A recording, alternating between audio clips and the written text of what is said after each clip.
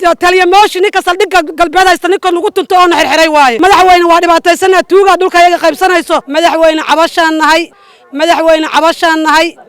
koowa cabashan nahay laba cabashan nahay markii saddexaad cabanayna nala dumiyo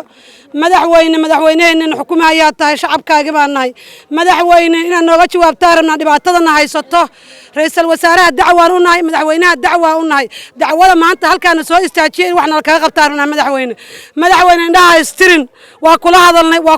madaxweyne indhaha istirin siday gabadhu u sheegtay mawaana muwaadiniin Soomaaliyeed ahayn mawaana shacabkaaga ahayn madaxweyne tuugadana gadanayso 4 saac maalin walba lagu tumanayso madaxweyne naga qabo xaquuq baan leenahay shacabkaaga baan nahay madaxweyne ra'iisul wasaare tuugadana qabanayso cali yuusuf u horeeyo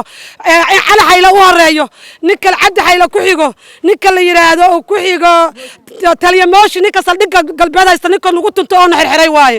naagiya umula habriya guryaha jiifa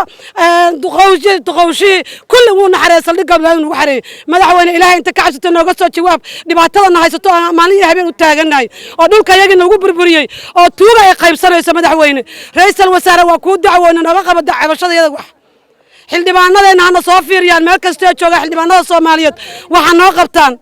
shacabka Soomaaliyeed waxa loo qabto wasiiradu waxa noo qabtaan madaxweyne waa dhibaataysanaa tuuga dhulka iyaga qaybsanayso oo kala goosanayso wax dawladda ka soo baxdayna maahan wax warqad dawladda soo saarta ama gobolka ka soo baxdayna maahan madaxweyne waa soo ogaanay tuuga ganacsato hoosta ku wata dhulka qaybsanayso madaxweyne dhulkan waxa degan dad shacab ah oo aqoon u badan waxa degan dad muxuu ahayd dawladda u shaqeeyo waxa degan dad masaakiin oo marasa madaxweyne ilaahay ka cabso shacabkaaga baan nahay